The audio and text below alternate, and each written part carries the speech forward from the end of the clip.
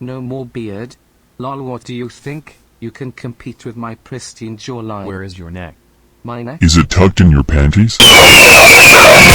So I know we've all been there. Going out, trying to have fun with certain environments. You get there, then all of a sudden you feel that ginormous lump within your throat of paranoia and anxiety and worriness and just complete and utter shudderness within you. So you retreat to a space that is uncovered by everything that is interacting within the environment. You grab a drink, you pull out your phone, whatever type of scene it is, and you just vacant yourself away from everything else. More than likely you were probably hunched over, secluded from any type of interaction going on, with that look on your face of being non-interested in what's going on presently. And I bet a lot of times this has also happened when you were stuck in that type of situation as well. Someone comes up and interacts with you, then all of a sudden that person just kind of cuts it short and just walks away as if the interaction never really even happened. Now, have you ever really thought why that has happened? Because I completely understand. I've been through it all too. I've been through the ringer. I know people can be just complete assholes just for the purpose of being a complete asshole. And what I've learned with those types of situations that have happened to me, and they've happened so many fucking times, it's because I have a permanent frown on my face. And for a lot of years, I thought I couldn't get rid of it. All of a sudden, I would just retreat back to it. I'd be constantly called out for it.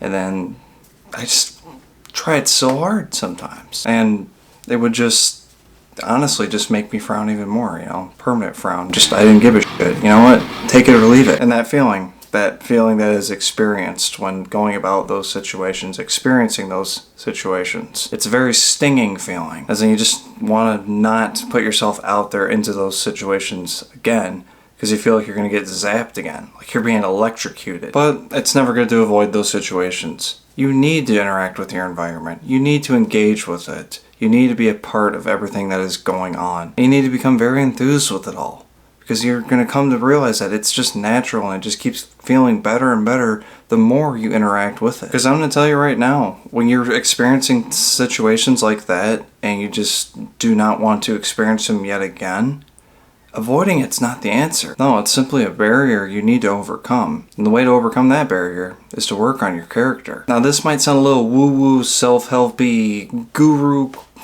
crap, whatever like that, but match the energy of the situation. What I mean by that is when you go into environments where you have to interact socially, or just, generally just interact with everything that's going on to feel the natural enthusiasm that comes with it, is you have to match the energy with it. If you're vacating yourself into a corner, isolating yourself and not trying to interact whatsoever, as in it's painful to you, you're not acting natural. You're not letting life naturally flow the course it is naturally supposed to do. And when this happens, it's a tall tale sign that you need to take a look at your character. It needs to be fixed. It needs to be built up more. And the way to do that is to make it more refined. And of course, just like with everything, it's going to take you a couple tries to figure out the refinement you truly need with your character to make you flow just naturally within situations of life, to actually enjoy it. It's in fact a process. And to kickstart this refinement process within your own life is just to start accepting what you like within life, what makes you happy, and start thinking positively and talking positive about it. As in, start taking actions that feed into stuff that makes you happy and express enthusiasm within life. And this obviously goes along with every aspect that makes you naturally you. What makes you look good? What makes you feel good? What certain way do you dress that makes you feel more like you? That is also accepted and noticed and enthused by your world around you. What are certain activities you like to partake in that you know knowledgeably that you can express at any willing second when anything is brought up, dealing with it, or asked upon about it? Just start feeding that into you and start looking for it out there and acting on it out there, making it a part of you, just making it a natural stem of you, building rapport of yourself. Because that's the honest definition of refinement, is acting your natural self, your refined, polished, perfect self. And once you get to that point where you just feel so comfortable within your own skin, you're ready to throw yourself out there. And when you throw yourself out there, do not retreat. Do not retreat away from the flow of how life is flowing. Get in tune to it and just let it flow naturally. And at that moment, when you've gotten to the point where you can put yourself out there very naturally, very calm, relaxed, and accepting of what's going on, all you really need to do is mirror that same type of emotion, feeling you had when you were building yourself up to feel comfortable within your own skin towards your environment. As in, you gave time to listen to yourself of what brings happiness to your life, what makes you happy within life, what keeps you enthused and going forward to everything that is going on around you. Give that same attention to the environment.